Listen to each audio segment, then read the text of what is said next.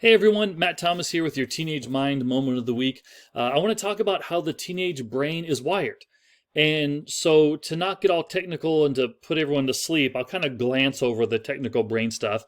But essentially, by the time a teenager comes to us in ninth grade, their brains are only about 80% mature, 80% developed.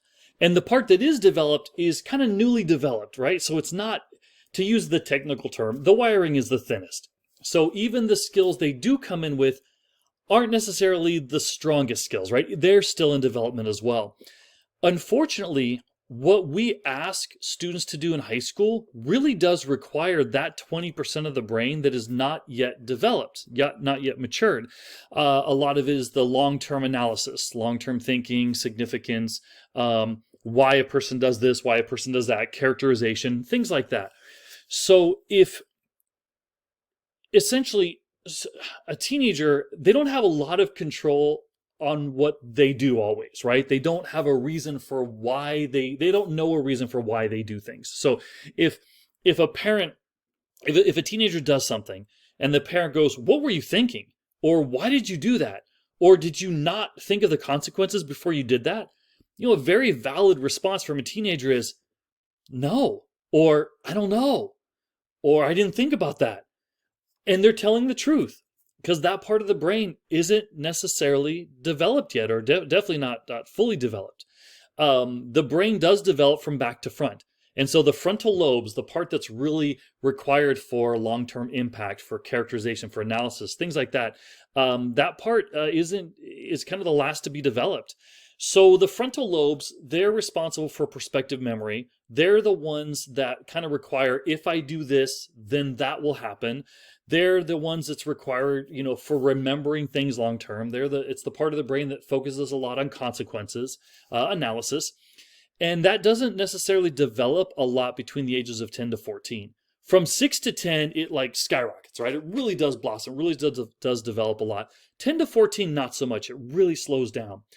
By the time the mid-20s comes, it really thrives again. That's why when people go back to college, let's say they adult, doesn't go to college right after high school, goes back to college, they tend to do their best critical thinking, their best analysis, their best essay writing. I'll talk about this in my English video, coming up in a few weeks, about how in high school, one of the things that English teachers, what we do with our students is we ask them to comment on the significance of something, the long-term analysis, the long-term outcome. And that can be very challenging for a teenager in high school because that part of the brain isn't necessarily developed. But by the time a person gets to their mid-20s, it really does develop, and then early 30s, it really matures to full development. It becomes much easier, so people tend to write better essays in college than they did in high school. It also is the part where really when an adult becomes, mid-20s, early 30s, they start focusing more on retirement and setting up supplemental retirement accounts. And because people are like, you know what? They start thinking long term, right? And that's part of the brain is becoming fully developed. I really better start setting up for this, and this. So that usually late 20s, early 30s is when our brain, comes to fully mature on that frontal lobe area.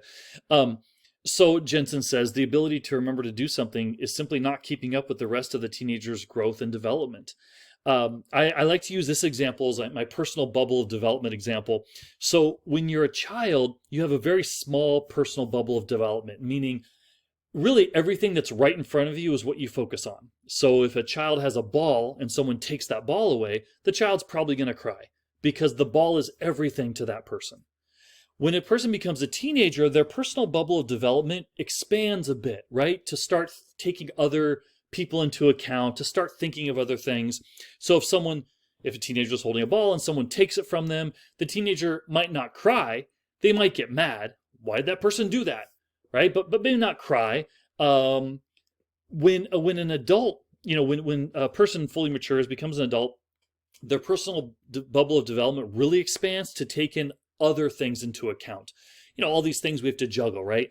And so we're an adult. If someone takes a ball from an adult may go, I wonder why that person did that. Gosh, I hope that person's okay. I guess that person needed it more than I did. I should go on to something else. right? Because we have that, we're becoming fully developed, right? So I always it's kind of a way I think about it. Teenagers are still kind of in the middle here, right? They still don't have that complete bubble of development. And so that really kind of sums up the brain that they're working with, the mind they're working with right now when we see them in high school. So next week, I'm going to talk about why teenagers are so much more irresponsible than adults are. Or are they? I'm Matt Thomas, and this is your Teenage Mind Moment of